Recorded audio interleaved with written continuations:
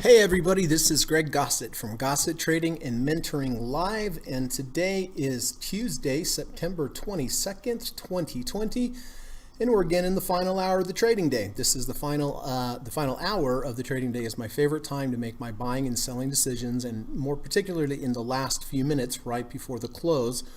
During the day, you have the day traders, you have the algorithms. They are controlling the price. At the end of the day, the large financial institutions come in, they come in with the most money, and they are able to wrestle control of the price away from the day traders and the algorithms. So I consider them smart money. I think there is an edge in following what they do at the end of the day.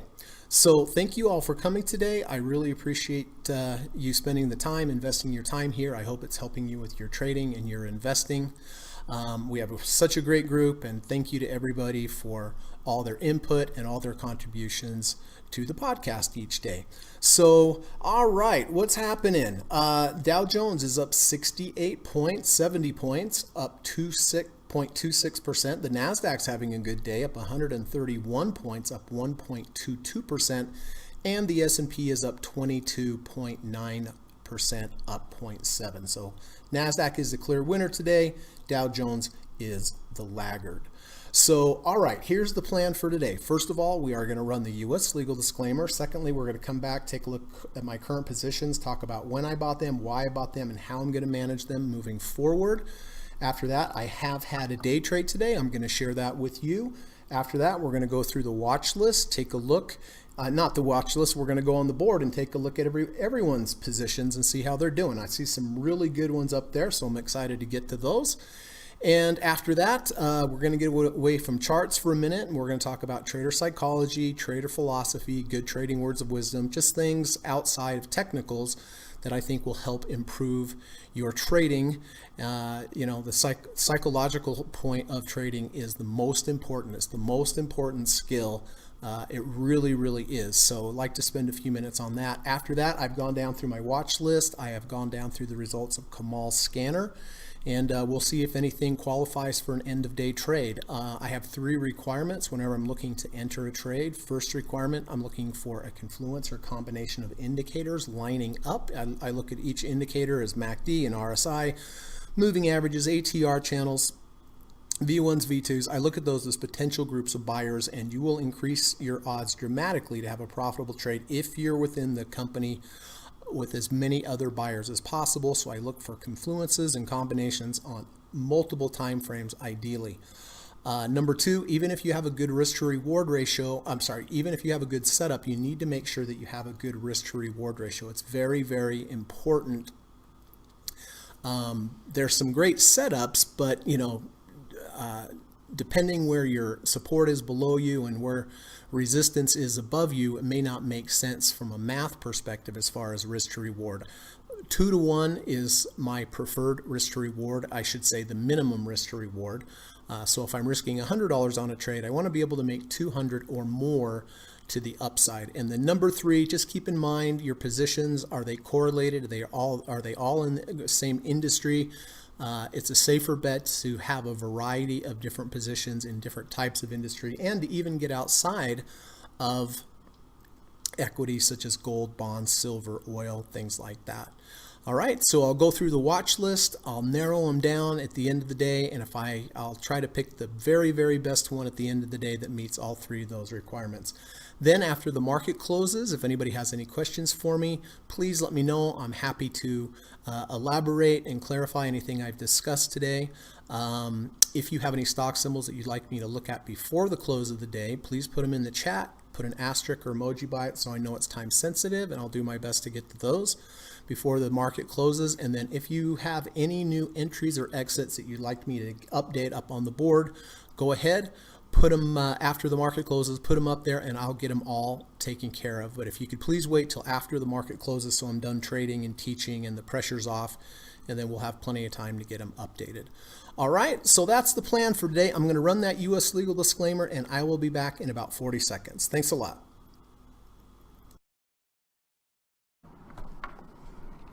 This video or live broadcast, like all instructional materials produced by Gossett Trading and Mentoring LLC, is created and published for informational and educational purposes only.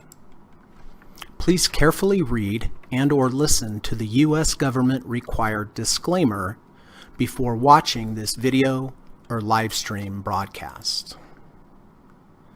The video link and disclaimer text are located in the description section of this video or live broadcast, here and here. Thank you so much.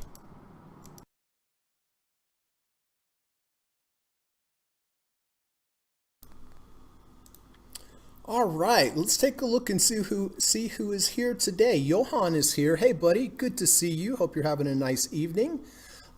Johan and I were chatting earlier in the day on Skype and doing a little teaching, taking a look at some of his trades. Mount Doji is here. Hey, good to see you, Mount Doji. Hope you're doing well, my friend. Quad Racer is here. Good afternoon, Greg and group. Hey, Quad, good to see you. Mount Doji said, just took Twitter profits. Woohoo. Oh, nice. Yeah, Twitter is making a high right now. I know a few of you are in Twitter, so looks like Mount Doji was in there as well. Nice. Dan gives a peace sign. Hey, Dan. Brian M. Hey, Brian. Good to see you. Hi, everyone.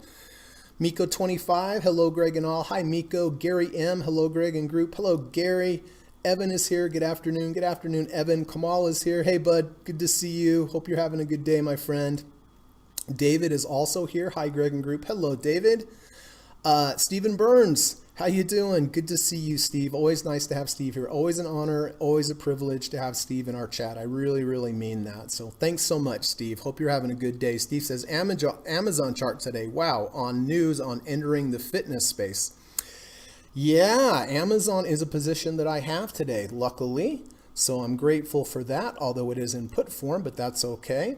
Thanks for coming, Steve. Mount Doji says, Procter & Gamble looks nice. Frank says, hello, Greg and group. Hello, Frank. Good to see you as always, my friend. Brian says, I hopped on the Roku train this morning for a day trade, thinking about getting back on the close. Oh, yeah. I had a Roku yesterday, and I didn't even look and see what it did today. I'll have to take a look. Jesse is here. Sarge375. Hey, Greg and gang. Hey, Jesse. Always nice to have you, sir. Always a privilege. Thank you. And William Green says, hello, team. Hello, Greg. Looking better today on the markets. Yes, it is. Let's take a look at Roku real quick. I had that. I sold that yesterday. And let's see if that was a good idea or not.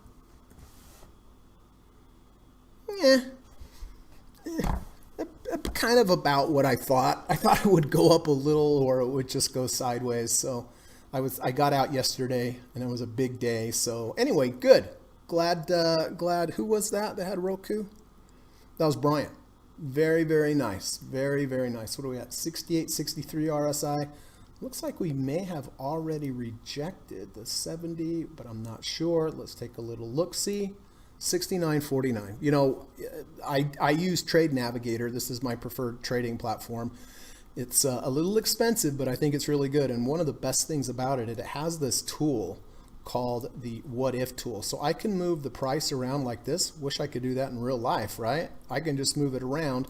And if you look over here, you'll see the RSI level. So I can look at any bar and say, oh, at the very high, how was it today? Okay, it was this high, or how low is it? And it comes in handy when it comes to seeing how high something was during the day or how low something was, especially with the RSI. So anyway, Bob is here. Hey, Bob, good to see you. Hello, everyone. Hello, Bob. All right, well, let's get to it. First on board, Gary, Yas, Quad, and myself, we took Zynga back on the 17th of September at $8.30. Nice setup here. Had a V1, had an under 30, over 30, had a false breakout to the downside, and it's just gone up ever since. Nice day. I think I hit a profit target the next day. I definitely hit one yesterday. Today it is up a little bit, which is better than nothing, but I'm looking for the 50 RSI. So to show you this tool, I can look right here and go, how high was the high at the high? Got to 46.50. So it has not rejected 70 RSI. If it had, I would be taking half off. This orange line here is 1.5 ATRs from my entry. That's where I go into trailing stop mode. It is not there yet. So anyway, hasn't rejected the 50. RSI hasn't got to my trailing stop mode, is up a little bit today. So all in all, good, and nothing to do there. Intel. All right, so I don't have a lot of positions. I have a lot of positions, but I have them in the form of puts that I sold. So I did sell puts on Intel down to $45, meaning that if the price stays above $45 by November 20th, I will be able to keep all the premium that I sold. So you might ask, why did you pick the $45 strike price? The reason I did is because I like to look on 3 different time frames for support. On the weekly, the $45 mark has the 200 week above it. That 200 should help give it some support. If we go over to the monthly, that $45 is right at the 50-month moving average. That's should also give it some technical support. And if we go over to the quarterly, right here in the value zone with the 20-quarter EMA. So when I sell puts, that's what I like to do. I like to look at 3 different time frames, make sure that they all provide some kind of technical support for that strike price. Anyway, so far so good. This trade is in the money. And again, as long as it stays above $45 by the end of by November 20th, I'll keep all the premium. Bob also went long at Intel at 49.22, so it's 49.87. He's in the money on the trade. And Gary did something similar to me. He sold credit spreads. He sold the 45 puts and bought the 45 puts. So same with him. If it stays above 45 by the end of the by November 20th, he'll be able to keep all of the premium. Amazon. All right. Well, having a really good day on Amazon, up 4.75%. Again, this is another put trade. I sold the puts down to $2,300 expiring November 20th. And again, I want to see confirmation on 3 different time frames of this $2,300 strike price. That on the daily, the 2,300 strike price has the 200-day moving average above it, and it's right at the 250. This should add some strong support. If I go over to the weekly has the 50-week moving average above it as support, and on the monthly has the 1 ATR and the 20-month moving average here. So those are all good, valid support levels. Doesn't mean they're going to hold, right? But all I can do is look at multiple time frames, look for a confluence of support on multiple time frames. And this trade is up nicely. It's up almost, I don't know if I can do the math in my head here. No, maybe out of the premium that I'm going to get till November 20th, I've about 37%. 37% of the premium I've already got. So this has been a really good trade. And then lastly, Apple. I did sell puts on Apple also at $77.50 expiring November 20th. Why did I pick the $77.50 price? Because of the 200-day moving average and the 250-day moving average above the $77.50 mark. On the weekly, I have the 50-week moving average, which should offer some significant support on the 50-week moving average. And over on the monthly, I have the 77.50 mark lines up nicely, similar to Amazon, with the 1 ATR channel and the 20-month moving average. So all the puts are in the money. Actually, all the trades are in the money. So I am grateful for that. Last but not least, I did have a nice short trade today on Walmart. Let's see if I can get this here. I shorted Walmart right here, and this was a perfect setup. This was a false breakout to the downside from the previous high. It was also a V1 to the downside. It also went above 70 and below 70. So this was a perfect trade. My stop would have been a close back over the 70 RSI, but I did not have to worry about it because it just went down like a champion. So I shorted here at 138.71, went all the way down, bounced off the 50. I took half after it closed. Then here I had a close over the previous day's high. I got out of the second half. So that was, the toughest thing about this trade, everybody, was not that it was going my way and in the money. It was just sitting on my hands and sticking to my plan and not getting out prematurely. And I think I literally sat on my hands because this was so perfect. And of course your mind thinks, oh man, well, it's going to bounce here, and it didn't. But this was a legitimate place, so I shorted here at 138.71. I took half off at 137.94 and another half at 138.01. And then after I got out, I saw this big down bar and I was like, oh shoot, I guess it has more to the downside, but it did not. It rallied strongly from there.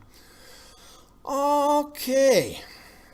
So all in all, every trade positive today. Well, I guess Zynga is break even at the moment, so I guess we can't call that a profit because it's exactly break even, but that's okay. All right, let's cruise on over here, take a look at your trades. Netflix, Glenn bought Netflix yesterday at 487.30. It is 488.97. So up on the day and up on the trade. Congratulations, Glenn. We have, oh, I forgot Frank on Apple. Frank bought Apple at 113. Back here on the 10th, it is 111.19. So Apple's up today, $1.09. But slightly down on the trade, and it will be interesting to see how Apple reacts with this 50-day moving average. All right, let's come over here to Google. We have David, Steve Burns, and Gary. This was a nice trade yesterday. Bounce off the 200-day moving average, and I got very close to the 30. Dave, Steve, and Gary bought approximately 1421.86. It is up 24.85 points, up 1.74%. So very nice trade there, guys. PD, Kamal, nice trade. I like this sidewards motion, this V2, and this close over a strong moving average, like the 200-day moving average. Kamal bought at 24.90. It is 26.58. It's down 0.86% today, down a little bit.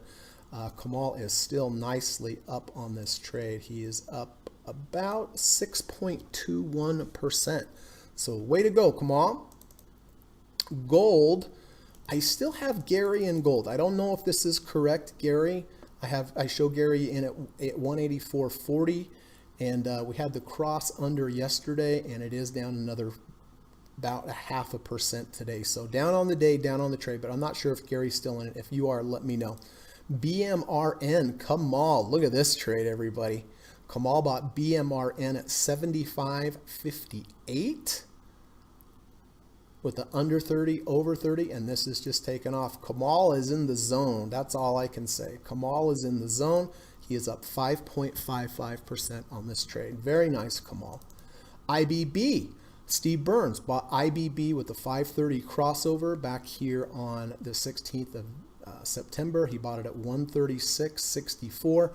It is at 133.74 right now. Up on the day, but down on the trade a bit. PayPal. Glenn bought PayPal yesterday at 183.40. It is at 186.97, up 2.07%. So very nice trade so far there, Glenn. JD, Evan and Kamal bought JD yesterday at 75.20. It's at 75.01. So down 19 cents on the trade, but not too bad. Hanging in there, pretty close to a scratch trade.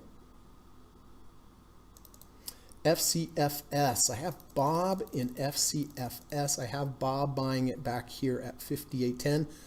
Was up the majority of the trade here, but the last few days have been pretty brutal. It is down today, but based upon his entry price, it is still up on the trade slightly by about 26 cents. Silver. I still have quad here in silver. I don't know if that is correct. Bought silver back here at 25.19. Gary also bought October 20th, 25.26 calls. So meaning it would have to be above 25 and 26 by October in order for Gary to be in the money on this option trade. So far, this is out of the money. Twitter, wow, I knew I liked this trade. Do you remember I was struggling with taking this trade, but I didn't take it because I already had other tech? Uh, that's what happens. Sometimes, you have your rules and sometimes they work for you and sometimes you don't. But I'm thrilled to see Johan, David, and Yas. This was a nice higher low V2 with a crossover, bought at 40.16 and is now 42.62, up 6.82%. So congratulations, David and Yas. SO, I have Carol in SO, double bottom here, bullish divergence, V1, bought at 51.76. It is now 53.27. Nicely up on the trade, nicely up on the day. Alibaba, Glenn bought Alibaba yesterday at 273.80. It is now 273.74, so down about 6 cents on the trade.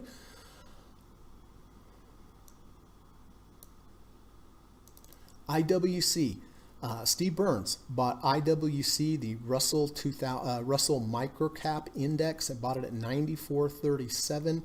It is 90.67 right now. It is down on the trade and a little bit down on the day. SHLL, which is Tortoise Acquisition Group. Bob bought Tortoise Acquisition Group at 46.68.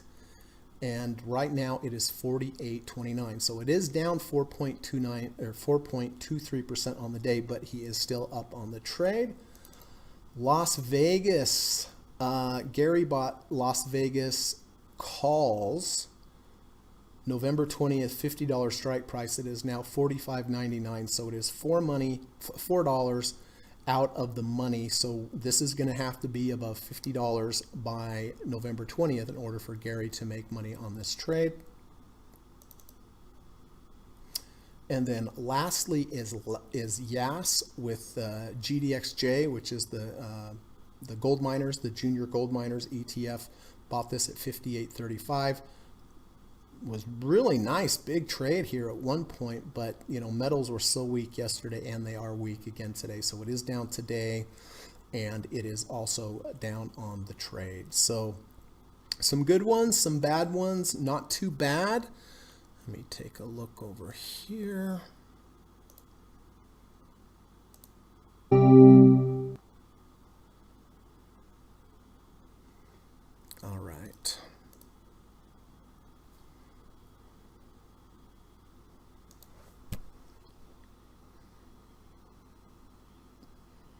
Brian says, got into Roku at 190, got out at 195. Hey, congratulations, Brian. Very nice. Frank has a poem for us.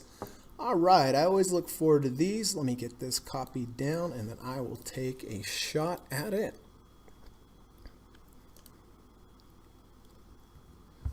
I realized the other day I say a poem every day. Thanks to Frank. The market's always hungry, how it loves to eat. And you and your trade make a tasty treat. So if your trade is based on a hunch, guess who the market will eat for its lunch? Oh man, that's great. That is great. The market's always hungry, how it loves to eat. And you and your trade make a tasty treat. So if your trade is based on a hunch, guess who the market will eat for its lunch?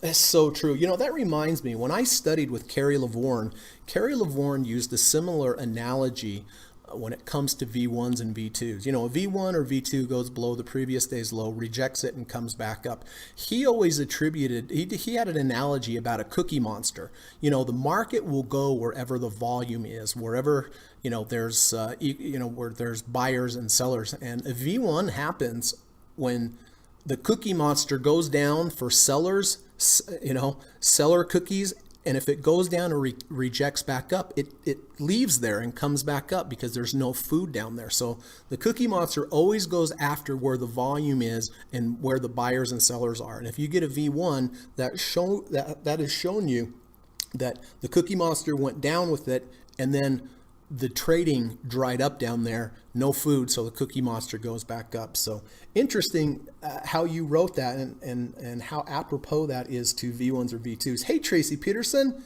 Good to see you. If Paxton's there with you, please tell him hi. Hope you're doing well, Tracy. Steve says, congrats, Greg, on your Roku trade yesterday and Amazon trade today. Great navigation in this market.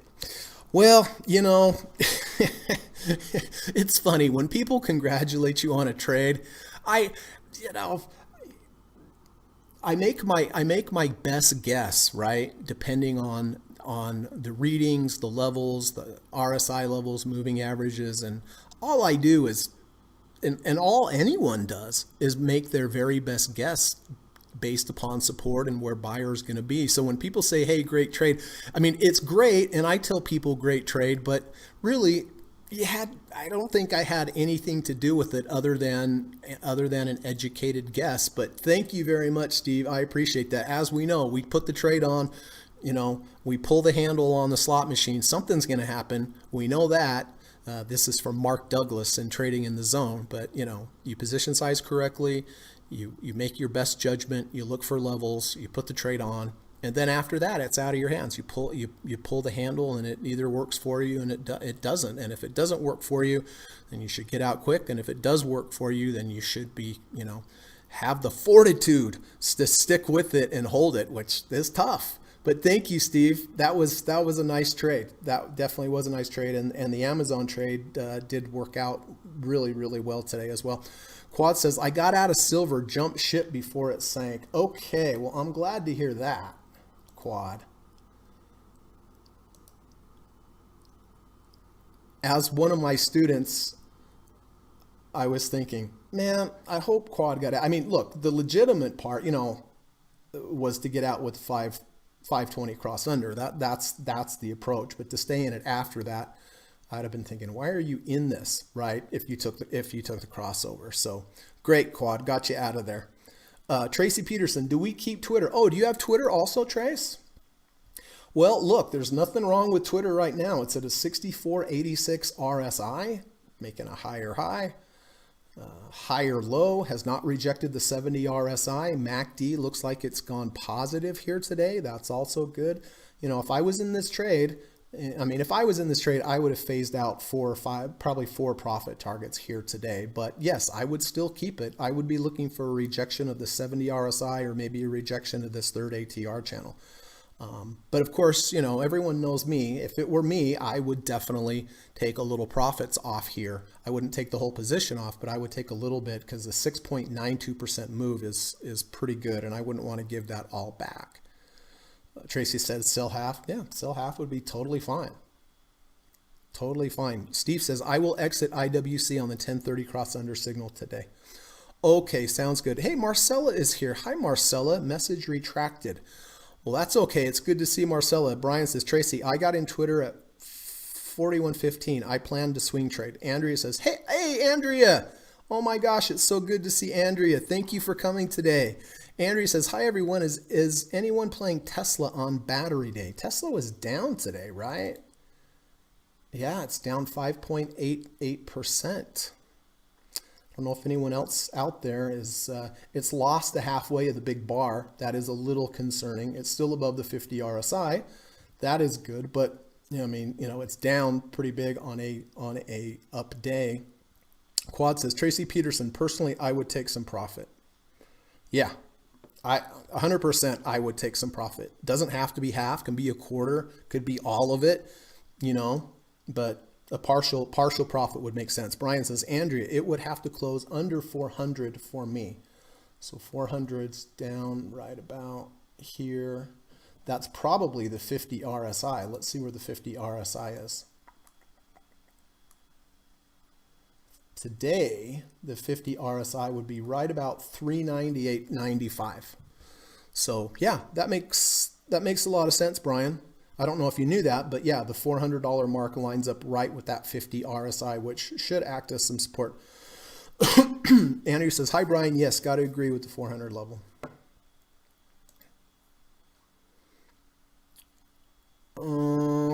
Okay.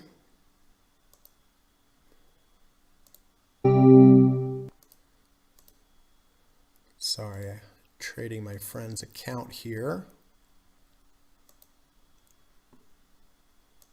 Bam. Done and done. Okay, that's good.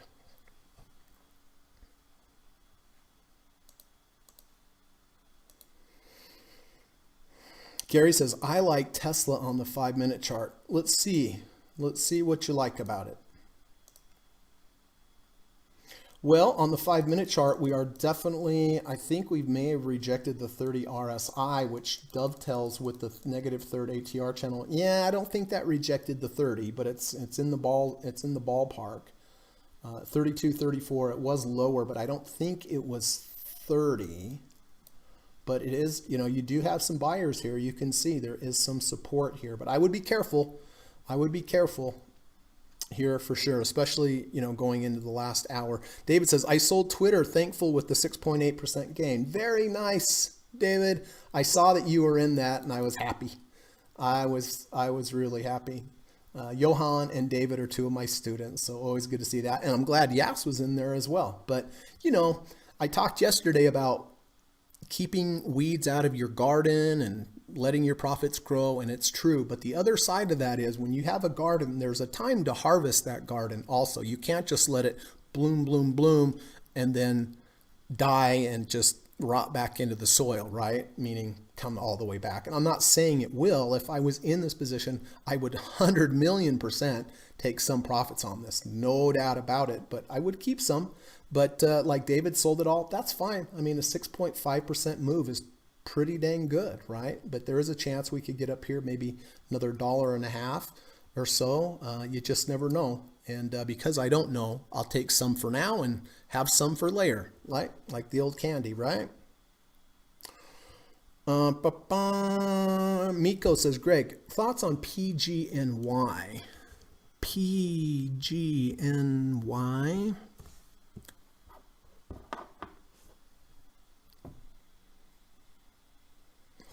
Yeah, pretty good. False breakouts to the downside from over here, under 200, over 200, plus a V1 back in the value zone. I don't know how PGNY backtests with the under over the 200, Miko. Let's take a look at the weekly. Weekly's forming a V1 in the value zone, so that's good. That's a confluence of indicators. So like I said, I don't know how it backtests under 200, over 200, but it's not just the under 200, over 200. It's a rejection of the previous low and the V2 and the rejection. I mean, I think this trade would be fine. I mean, of course, I don't know if it's going to go up or not, but you have a very clear demarcation line here, which is a close back under the 200, which is the one that I would use. Hope that helps, Miko. Brian says, David, can't blame you for that. Nice job. 100%. Tracy said, Paxton says hi. He's listening today. Oh, good. Hey, Packy. What's up, my friend? Good to see you. Paxton and I used to play poker a lot. He's a great guy, and I'm glad he and Tracy are coming to the live stream and learning something. Hope so. Anyway, right? All right. How are we doing on time? Oh, your day would not be complete if I didn't go through the boring overnight trade. I missed that one. All right. I did buy SPY at the close yesterday. I held it overnight. I sold it first thing the next morning. Why do I do this? This is from Liz Ann Saunders at Bespoke Invest since 1993. Two different approaches here with the SPY. First one, buy SPY at the open, hold it through the day, sell it at the close. This approach used every day since 1993 would have turned a negative 13.9%. However, if you do this approach, this is the one that I use, buy the SPY at the close, hold it overnight, take the overnight risk, sell it first thing the next morning. This one gained a positive 634.2% return. Past performance is no guarantee of future results. This may never work again in the history of the world, but if I'm going to use a trading method, it's going to be one that has good back-tested results. Blue line, buy the close, sell the next morning. Orange line, buy the open, sell the same day close. Not even close, but this isn't all rainbows, butterflies, and Skittles, everyone. This is a tough approach to use. I believe in it long term, but in the short term, anything can happen. So if you're considering using this approach, use a very conservative position size. 5% position size, I think would be good. If you had $100,000, buy $5,000 worth at the close, sell it at the morning, rinse and repeat every day. If you want to be more aggressive, 10%, Probably the very best way is determine your maximum allowable loss. Take the value of the 2 ATR, divide it into that loss, and we'll tell you how many shares to buy.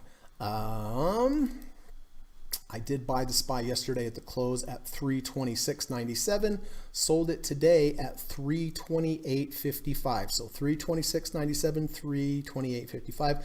Nice little overnight trade, but these last few days have been pretty brutal. So, always remember that. Over the long run, it's done well, but in the short term, anything can happen. But I'm glad that I took that. Was a positive trade. I will be buying this today at the close.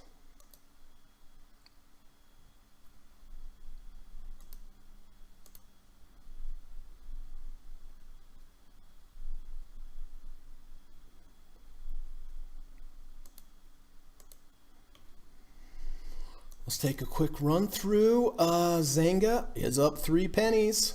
That's good. Nice trade so far. Intel, my Intel puts are doing well because the stock is going up. I sold puts, not bought puts. SPY, we just talked about that. Going to buy that at the close. Amazon is a monster of all monsters. This was a great put. When you sell puts on Amazon, it's a lot of money because, one contract is 100 shares and your minimum is 1. So this is a big trade for me. This is why I didn't have a lot of other tech stocks like Twitter. But anyway, huge day for me on this. Apple doing very, very well. May close above the 200-day or the 50-day moving average. That would be good. And then Walmart had that sweet little short trade on Walmart, man. That was easy sailing on the way down, wasn't it? Bump, bump, bump, bump, bump. Out of half, out of half.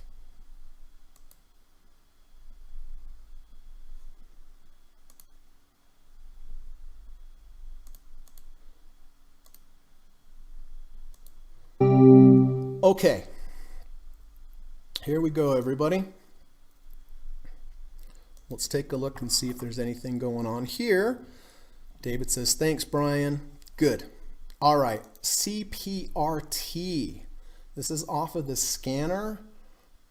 This is a false breakout to the downside and a V2.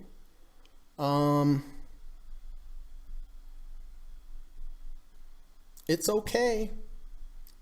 It is a false breakout to the downside and a V2. Had a little bit of a gap, but not a quarter ATR gap. It's a 60 RSI. It's a little close to that 1 ATR channel for me. I think the risk to reward doesn't make sense here for me. Look, we have this big down bar, and we know when we have big down bars, we probably retrace to about halfway. See exactly how we got there and fell back down. We got right in that area again, fell back down. My thinking on this is once we get up into this area, we'll probably fail again. And so when I look at this as my profit potential from here to here, and I look at my stop all the way down to here. It's a red bar, green bar, which is good. And it doesn't mean it has to fail here, right? But I have to play the odds. So with that being said, CPRT is not interesting to me. Tilray. So this is one of the marijuana stocks. False breakout to the downside from over here. Under 30, over 30. Question is this forming a V2? So this is a V2 over here. Close 534 is the close.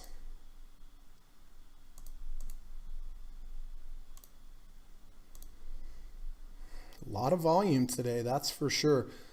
It did reject the -1 ATR channel above it and the 10 EMA above it. So, this is a little bit of a mixed message here. Yes, it's a false breakout to the downside. It is not quite a V2, but it certainly could be.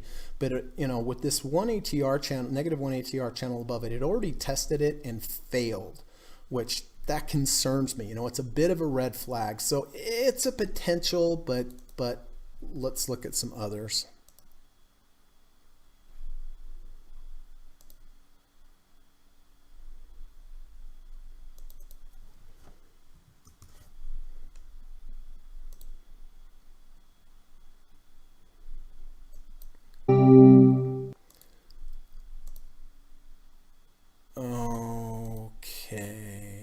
sorry, I'm having to make a little trade over here.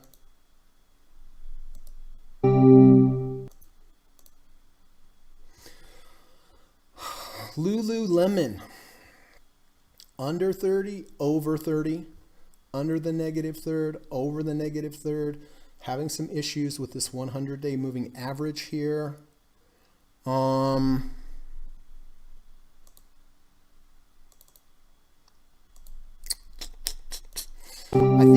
think it's a little chasey at this point, to be honest with you. It's moved nicely. Your stop here would be down to the 30. It's a bit of a long stop. You know, you want to have your stops as close underneath you as you possibly can. I mean, it is good. I personally would probably not take this trade just because the risk to reward doesn't make sense. It is under 30, over 30, under the 100, and possibly over the 100. I think I would probably wait for some kind of higher low situation here. So let's take a look at the weekly. Weekly's good in the value zone, but we haven't had any one bar sideways motion. We just went down, down, and down. We have sideways motion here. My gut here tells me to wait for a higher low V1 or V2 setup, or maybe a double test of the bottom, something like that, possibly. OTEX looks pretty good. Has a V2, has a false breakout to the downside, has a close over the 200-day moving average. On the weekly, we have a V1 happening, which is good in the value zone. The monthly looks, you know, more uptrend than anything. Weekly with the V1, daily. Yeah, this one, you know, this one is a possibility for sure. Let's quickly check the volume. 370,000 shares, so that qualifies. Ooh, pretty high to buy up there though. Let me take a look intraday and see what this thing looks like. It's one of those stocks where you have a whole minute go by and no trading. That concerns me just a touch, but it's okay. Pod, higher low V1, but outside the 1 ATR channel, so a little high for me. STRA, it's a nice higher low V2 back in the value zone. MACD's positive, under 30, over 30. Dang it, I like this setup, but I just don't like the volume. There's only 165,000 shares traded. And if we look at the 1 minute bars here, yeah, see, that's just a cluster. I mean, you have minutes go by without any trading. It's a great setup. I'll tell you what, I would take this setup if there was some volume, but there's only 165,000 shares. You know, my minimum is like 250,000. I like the setup. I like the higher low V2 back in the value zone, under 30, over 30, and the MACD being positive, and the weekly at that third ATR channel. Dang it. Oh well, I better stick with my rules. I better stick with my rules. CRTO. No, I don't see anything here. It's not respecting that 200-day moving average. BLNK. I think we looked at this the other day. Look at that. I definitely would not buy this at this point. This is a bearish bar. What's going on here? We got as high as 65.05, but we've rejected the third ATR channel. We have a close below the third ATR and close below the open. So no, I'm not interested in that. IWO, not really anything there, not a V1 or a V2 or anything. ROL, we have a V2 back over the 50. However, the day one bar is really big to the downside, so nope, nothing there. BTI, it's a V2, but there's a gap of all gaps. I can't get involved with that. So British Tobacco. Is tobacco up today? Well, that is, but Beyond Meat, Well, that was up pretty big at one point, but there were a lot of sellers came in. That's what drove this down. So no, I would not be interested there. Trex V2 false breakout to the downside. I don't really like where we're at with the RSI. We're at 45.18. The risk to reward doesn't make sense to me here. I know I'm being picky, everybody, but I assume that's my job, right? Cintas Corporation V2, but the day one bar is too big. We're right at about halfway of that, so no. And earnings are tomorrow anyway. EQIX, only 117,000 shares traded. KMX, nice V2, but no, too big of a gap. And YNDX, oh man, look at that, everybody. Well, that's, this is exactly what I'm talking about. This is a beautiful big move on volume. I mean, this to me looks like it will continue to go up, but right now, the way I look at this, the risk to reward doesn't make sense. If it came back down tomorrow and you could get it at about halfway to increase your risk to reward ratio, that would make sense. But this is very, very chasey at this point. So OTX does look pretty good. It's at a 43 RSI though. Let's see where the 50 RSI is going to be tomorrow. Right about there.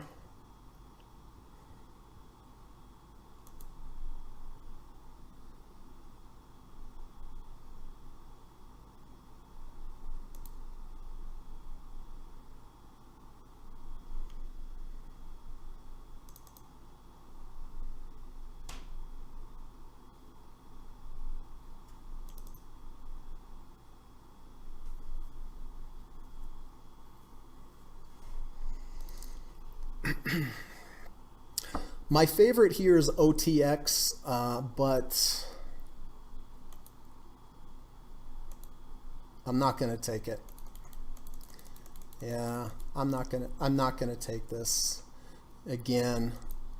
If something really jumped off the page at me, I would get it, but I feel like I'm having to make excuses for this trade because of the low volume in the middle of the day.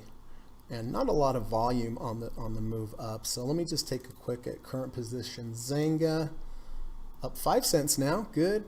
Intel up 33 cents, that's nice. So that's good for the put. SPY, of course, that's buying. Amazon up 169 points. Holy smokes!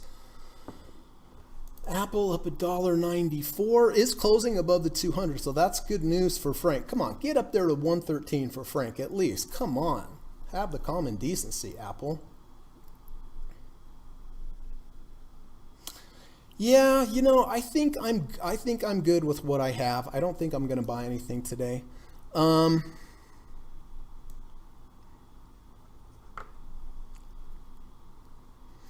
Quad says, Greg, how do puts work in terms of your Amazon trade? Do you buy the contract for the price of the shares within, or is it a percentage?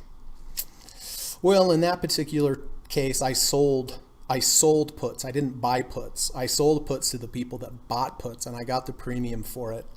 But the minimum is one contract. Each contract of options is 100 shares. So it's essentially, it's not like I bought 100 shares, but kind of in a weird way it is because it's a bullish position. But we'll have to talk. That's a little bit longer explanation. Options are not extremely easy to explain in a few minutes, so hope that's okay, but maybe we can do a Skype call or chat about that. But I sold the contracts. I did not buy them. Gary says, Quad, he sold puts, meaning he is bullish on the stock. He received a premium for the sale of his puts as long as Amazon stays above $2,300. He will keep the premium that he received for selling the puts. If Amazon goes below $2,300 now in November, he will have to buy back his puts for a loss, or he will have to buy Amazon at a price of $2,300. That's a perfect explanation. Thank you, Gary. Oh my gosh, that was awesome. I couldn't even come close to that. We might add that I would have to buy it at $2,300, but I would still keep the premium. I mean, the premium that I sold on this position was about $3,700. So I got $3,700 for making that trade. Gary says, for every one contract, you would need $230,000 in cash to cover the trade. That is true. Quad says, thanks, Gary. I'm far off from having that kind of money in my trading account, so perhaps no puts on Amazon. Yeah, if you're going to sell puts on Amazon, that's the big leagues as far as selling as far as selling puts. Gary says, you'll get there. Keep on doing what you do. Absolutely. Oh, Kamal has V. Okay.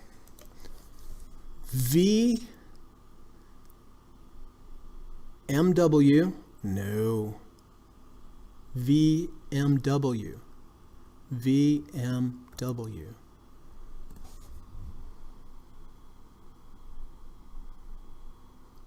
It's pretty good, Kamal.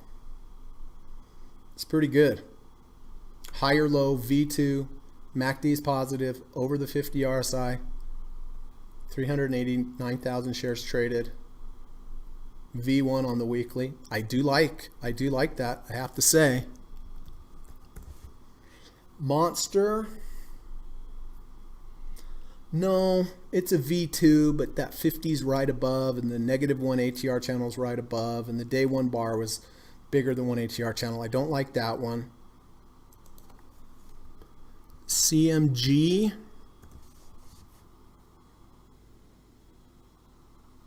V2 back over the 50-day moving average. It's okay. You could use the 50 as your support. I like that VMW a whole lot better, though. You know, you have some resistance over here. And MKL.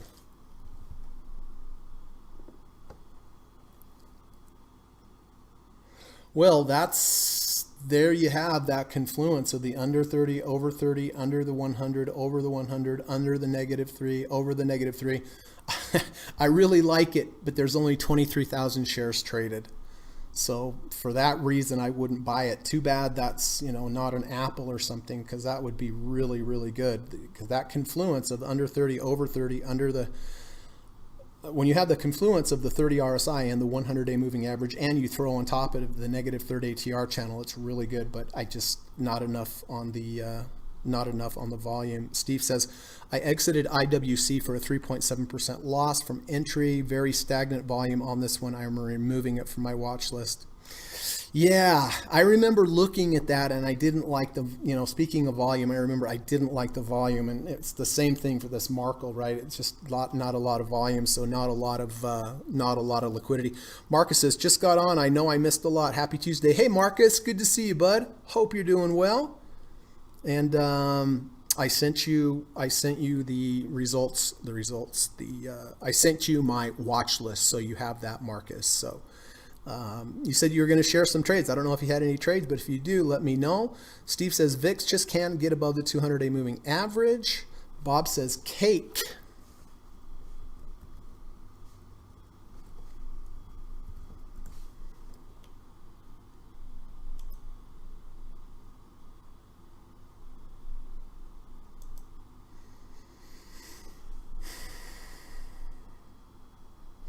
Yeah, well, it has a close,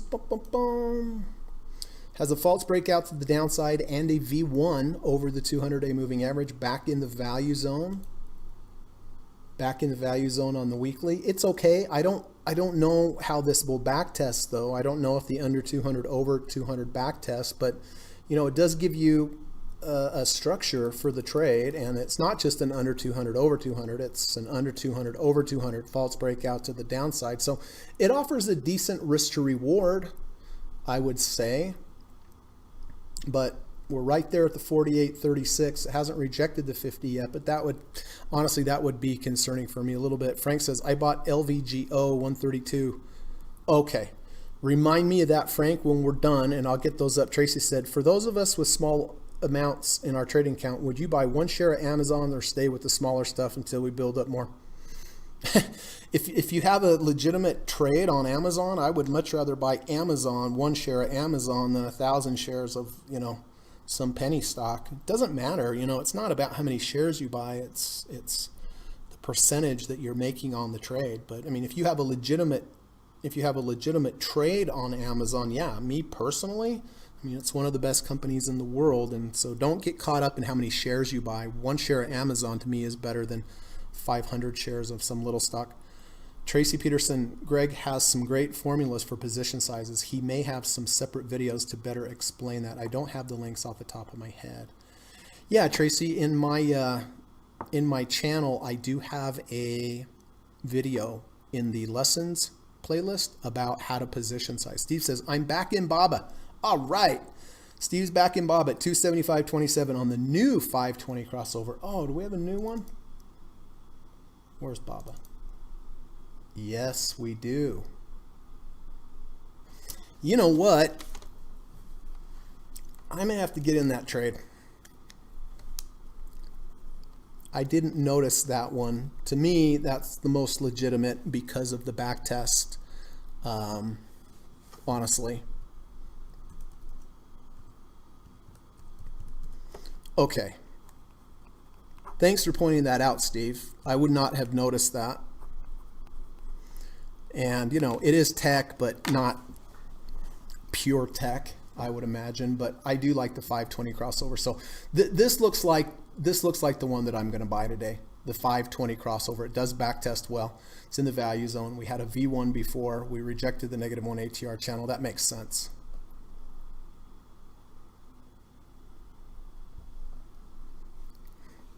Kamal says, Alibaba is good for my JD. All right. Okay, I am going to follow Steve's lead. That does seem like the best trade. I like some of the other ones we looked at, but I don't know how OpenText backtests.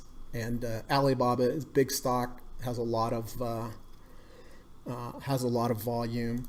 Let's see, are we definitely above 274.76, 274.61? How much time do I have? Let's see what intraday it's doing here. A little toppy. Okay.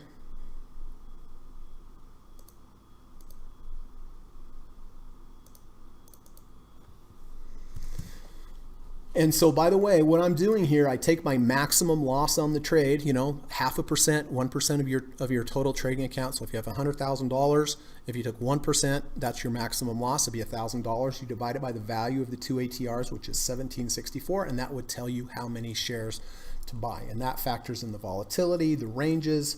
It's good. That's my favorite way to position size.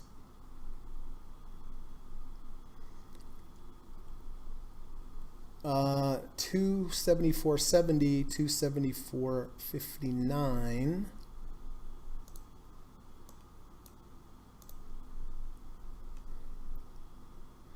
I'm gonna wait till the very last minute to buy this because that looks a little toppy.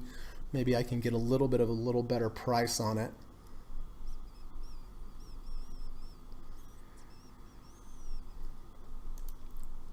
$274.69, $274.59. Okay. Here we go. And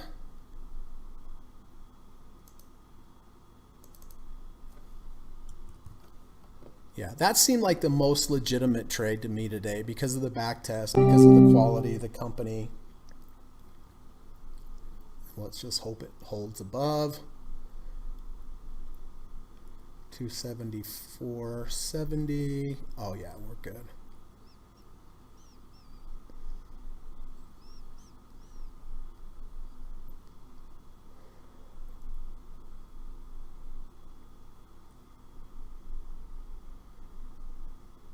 All right, that's it. All right. So I did add Alibaba here. Not ad vibe, Greg. All right, so let's see. Where did I get? All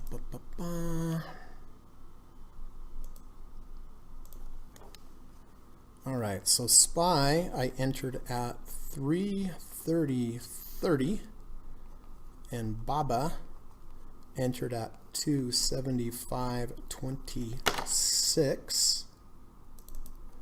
All right, so overnight SPY action is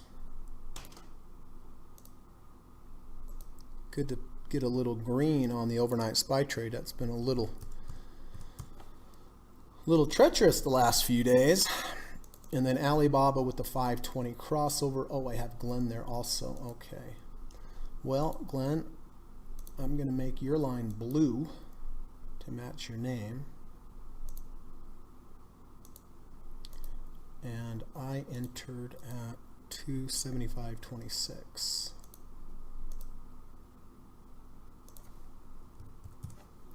Okay. I'm going to put Glenn down here so we know that that's his. All right. So listen, if you could remind me of whatever new exits or entries you had today, just put them in the chat and I will get them all taken care of. Good day today, green day today. Very grateful for that. I'm glad to see all of them in the green. But before I do, just real quick, hope you can bear with me, but just want to do my daily plug and just remind everybody that I do teach private one-on-one lessons in the evening time via Skype. I do teach a course. It's 15 hours, 5 sessions, 3 hours apiece. So it's long. It's a long form one-on-one trading, which is, I think, the very best way to learn how to trade or learn to do anything. I have traded for over 24 years. I have studied one-on-one extensively with some really great traders and mentors and authors out there like the great Steve Burns, Kerry Lavorne, Dr. Alexander Elder, Larry Williams. In the course that I teach, I combine everything that I've learned from my teachers and coaches over the years, and I put it in that course. And when you're done with the course, ideally, you should be able to trade whatever market we have, whether it's trending, whether it's dipping, whether it's moving sideways. Learn how to position size properly, learn about all your different type of, emergency stops, end of day stops, intermediate term profit targets, ultimate profit targets, profit phase out levels, basically everything you need to put together to create a good trading plan. And if you want to be a good trader, if you want to be a profitable trader over time, you have to have a plan. And that's what I'm going to help you to put together. So if you're interested, please reach out to me. You can send me a message. You can send me an email. Email's in the description of this video. You can also send me a message on Twitter. And if you do, I'll reply and say, thanks for saying hi. Thanks for reaching out. Let's set up a Skype call. The Skype call is free. It's not a sales call. I just want to speak to you, learn more about you and your trading and what you hope to achieve and your challenges. It's a good time for you to ask me questions about the course. And like I said, when we're done, I'll just say, hey, nice putting a face with the name. Think about it. If you're interested, email me back and we'll get it set up. And then if you like today's podcast, I really would appreciate it if you could hit the thumbs up button. Helps build the channel, helps keep the channel around. A lot of people out there do need help with their trading, and I think if we could get them here and teach them some good trading principles, it would help them out, right? So if you have a half a second before you click out, I really would appreciate it. All right, now let's go back here. So IWC, Steve is out of IWC. All right. And he's taking that one off his watch list.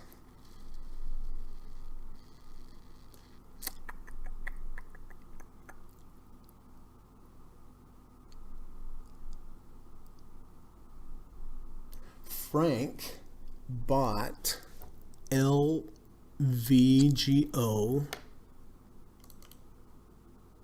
at 132.50. Oh, nice, Frank. With the V2, looks like. I don't know if that was your plan, but that's what it looks like to me. Fantastic trade, Frank. Beautiful, beautiful, beautiful. And bought DKNG. DKNG. Oh, that's DraftKings. All right, we know Frank likes DraftKings. I know the stocks that you like.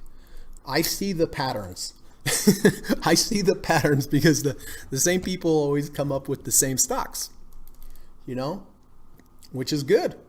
Which is good. I have my preferred also, right? I trade Apple a lot. DKNG is one of Frank's. Roku is one of Kamal's. All right, what am I doing? Okay, 52.30. And that's Frank right there. Nice trade there, Frank. Beautiful. Okay. Got that taken care of. Steve's and Baba. I piggyback on Steve. Thanks for pointing that out. We don't know if it's going to go up or not, right? But we do know that historically the 520 crossover is a good entry overall.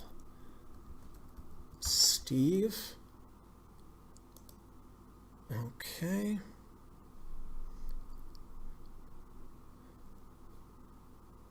Wow, look how close our entries were, Steve. Yours was 275.27 and mine was 225.26. I'm just going to leave that there if you don't mind, just so it's not so cluttery. Frank also got into TOL. That looks green. Wow, Frank. Way to go, man. Frank got in at just the right time.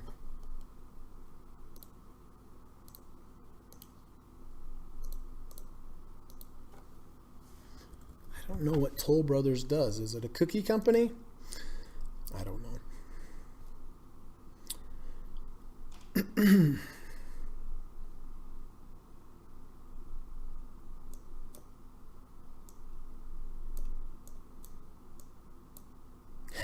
I knew Kamal was going to take VWM. I knew it.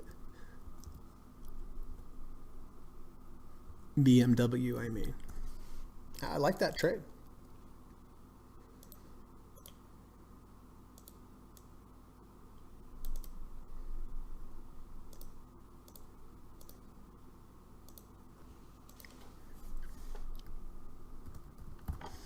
Good luck with that one, Kamal.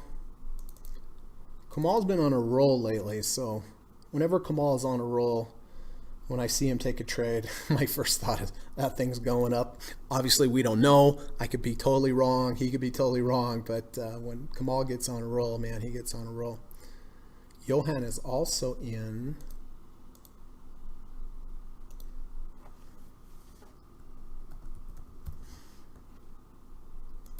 BMW.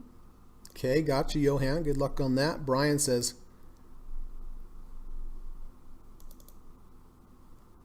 okay. Well, all right. I always wonder what to do here when I have multiple entries. Okay, I'll tell you what. What's the best way to do this?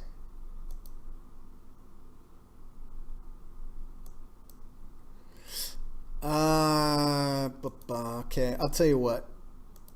I am just going to put your name on here because Glenn is also in. You guys are in the same area. I'll put here to show that somebody else bought it, but I don't want to get too many lines going. So, but it was a similar price. You got it near the open or near the low.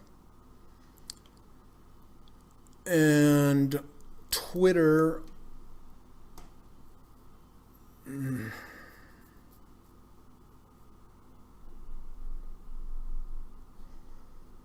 Okay, I'm gonna just have to put your name here because I'm gonna have lines all over.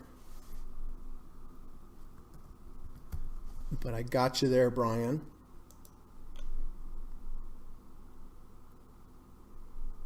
And EA.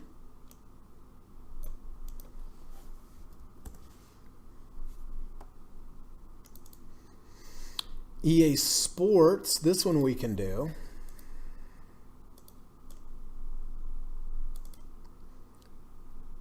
EA Sports at 129.37.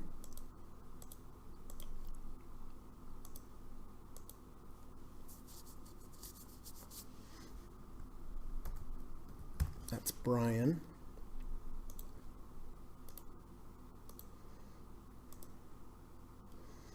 Gary is back in Baba. Gary had a nice credit spread that he sold. Yeah, sorry. When I have multiple people at multiple areas, it's hard for me to remember who was who and so forth and so on. So I hope you can understand. Gary. Frank also took it after the close. All right.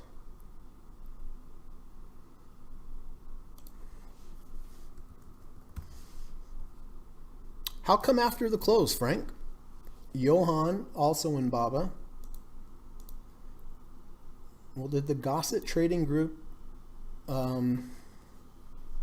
account for the majority of Baba buying today between Frank, Gary, Steve, Glenn, Johan, and myself? We're cornering the stock. And quad. Oh, geez.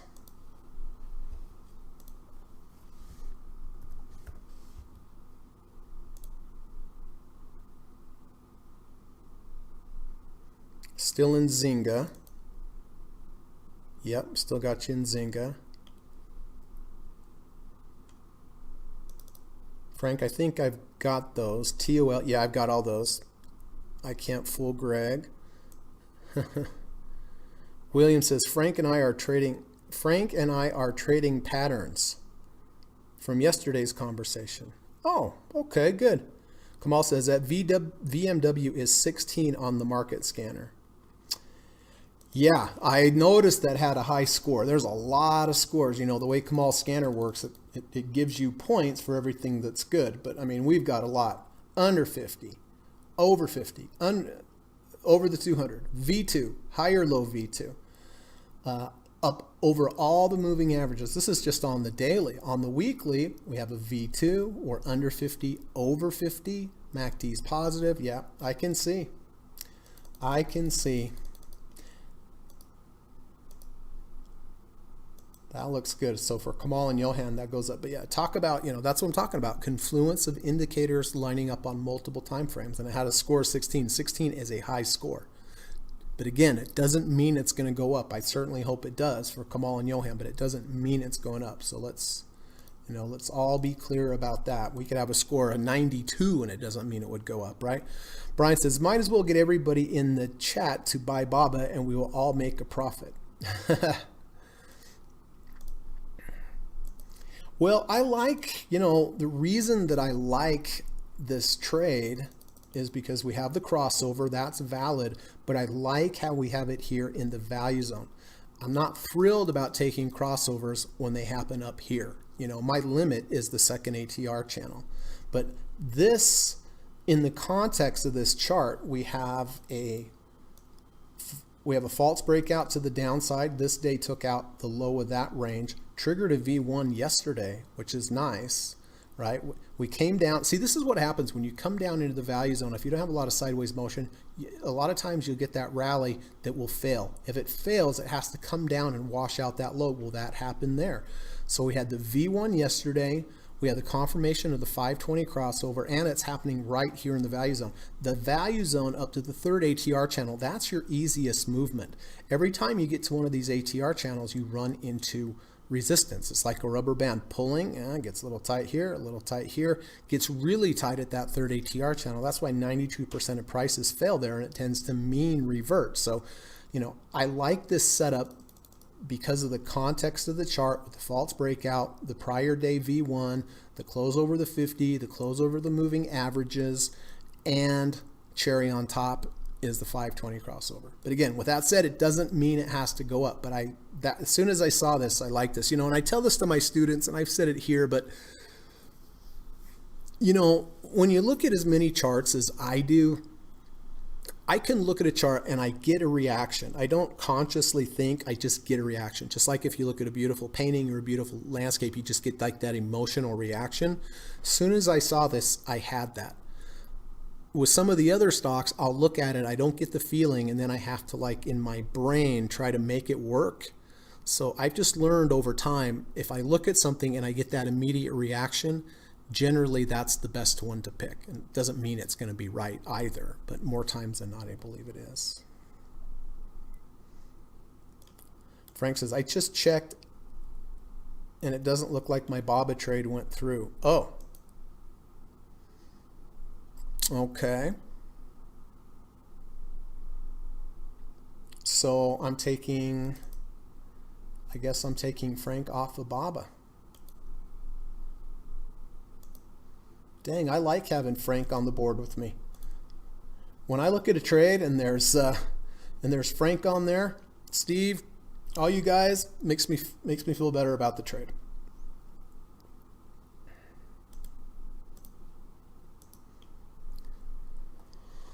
Okay.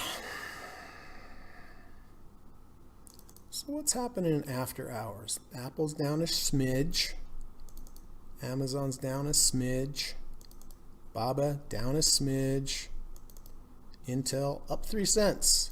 Q's down 37 cents. SPY down 30. What's happening? Exxon's up 3. That's good. And Zynga is unchanged. Speaking of VIX, what did Mr. VIX do? Tell you, man, VIX is a wild and woolly one to trade. Up 6 cents. Let's check a look over here on the 1030. The 10 is still above the 30. So, you know, a lot of people short volatility. That back test from Larry Connors basically says as long as the 10's above 30, you have elevated volatility, and it's much safer to short volatility if the 10 crosses under the 30. So if we see the 10 cross under the 30 on the VIX, that'll be a good sign for equities long. Hope that makes sense.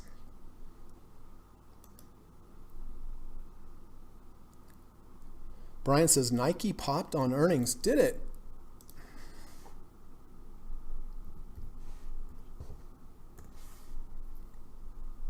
Oh, yes, it did. Up 7%. Wow.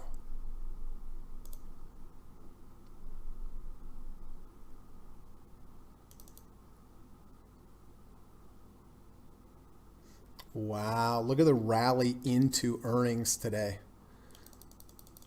Woo. And now it's up another 7%. So this baby is up at 125.60. So we're up into this range right now. Well, that should be good for the Dow Jones Industrial Average since Nike is a part of that. Kamal says, thank you, Greg. Happy hiking. You too. Well, you're not going hiking, I don't think. But if you do, go hiking, Kamal. Have a good hike. Thanks, buddy. I appreciate it. Hope you and the family are doing well. Oh, Andrea is also in, Bob. How are things going, Andrea? Haven't talked to you for a bit. Miss seeing you.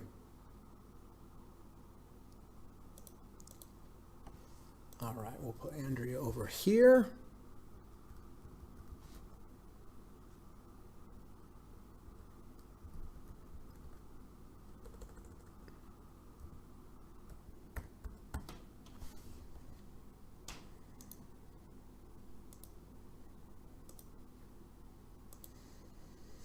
All right, well, I hope Alibaba goes up tomorrow. That's all I can say. But again, we don't know, right? We analyze the chart, we see the crossover, we put it into context, we take our maximum allowed loss, which 0.5% of your capital, 1% of your capital, that's a good rule of thumb. Divide it by the 2 ATR, that's my preferred method. Tells you how many shares. So you wait for the setup, you look for the trigger, you look for the context, you buy the proper position size, and you pull the handle, and that's what you do.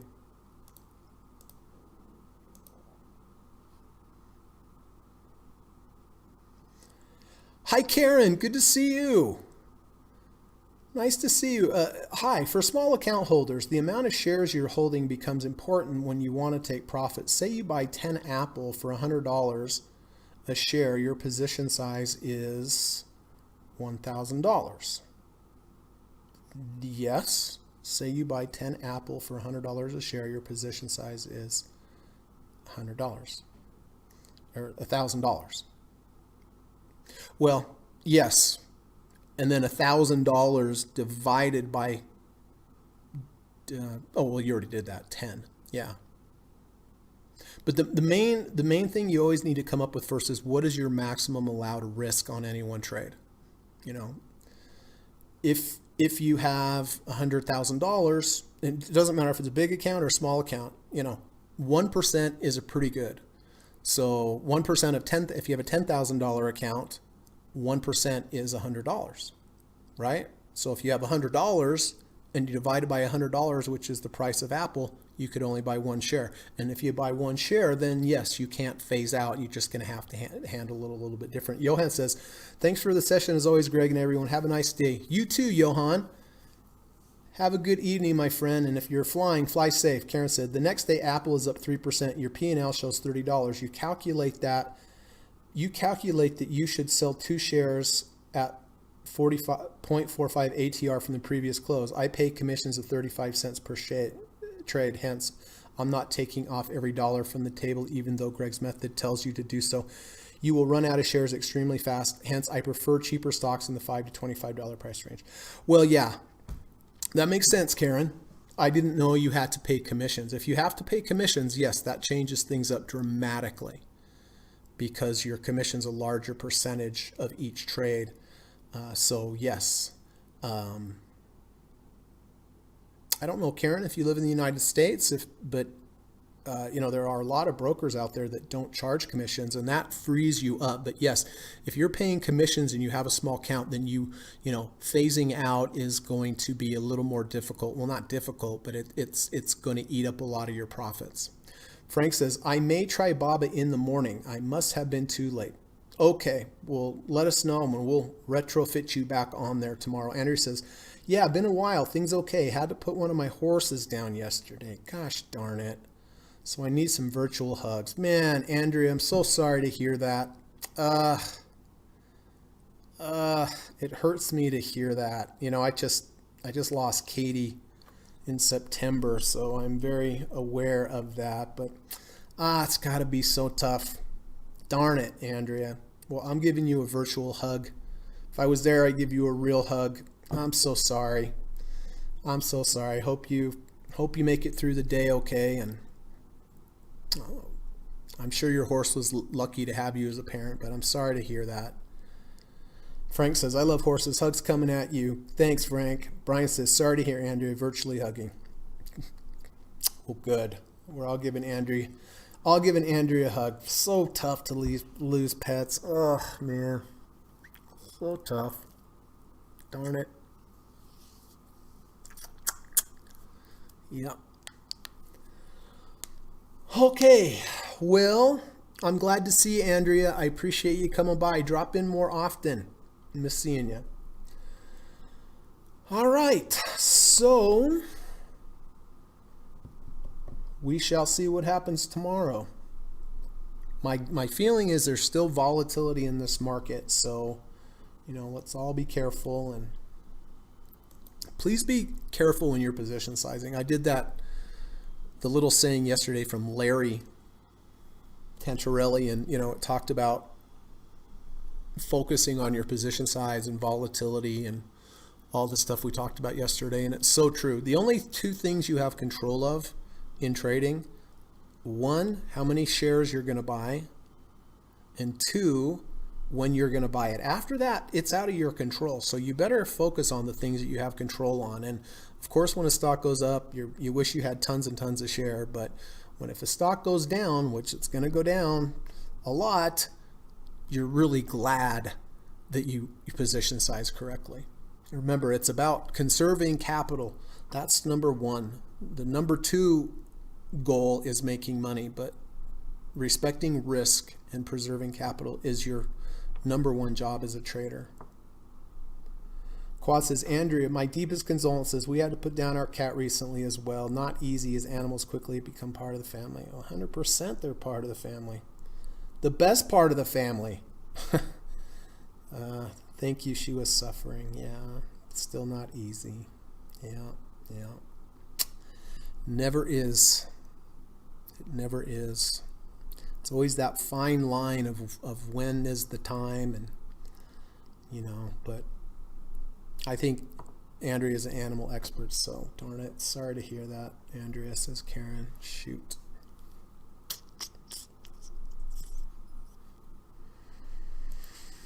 Yeah.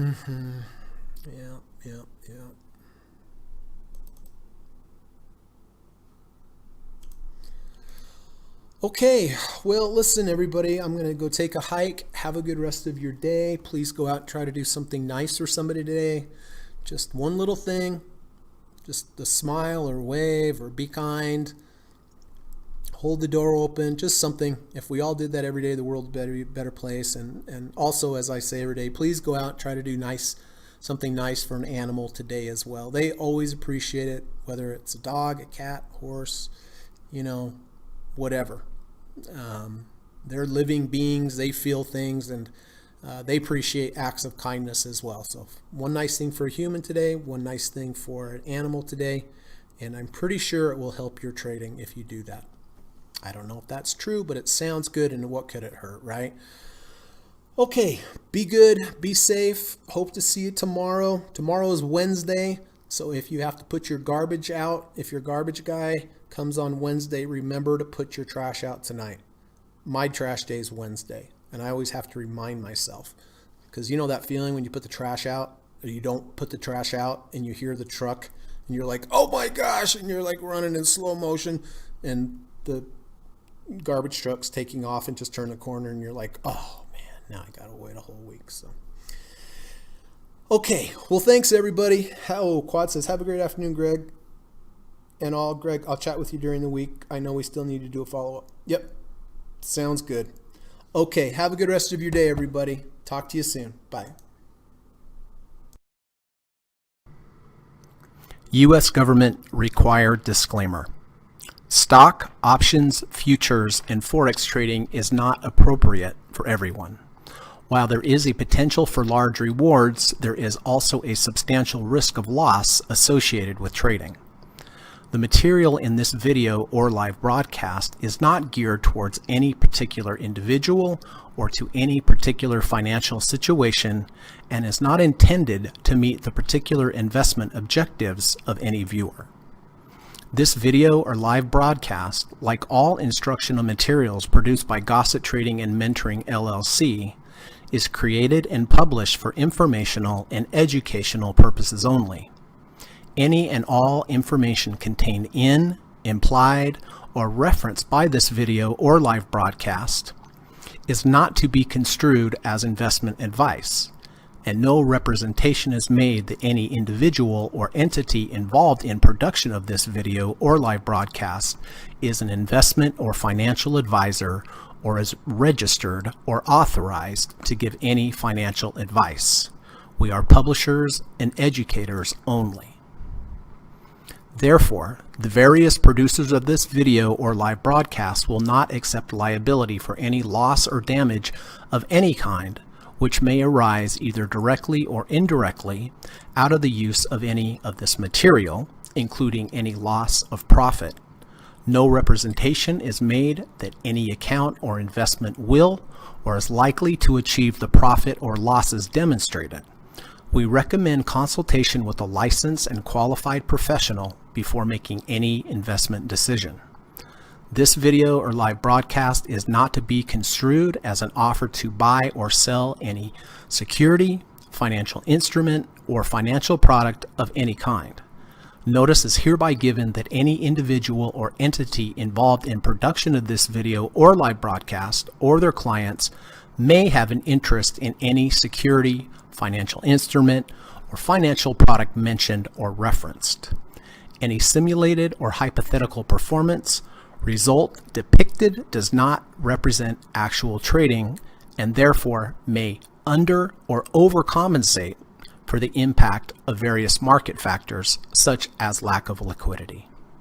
Thank you.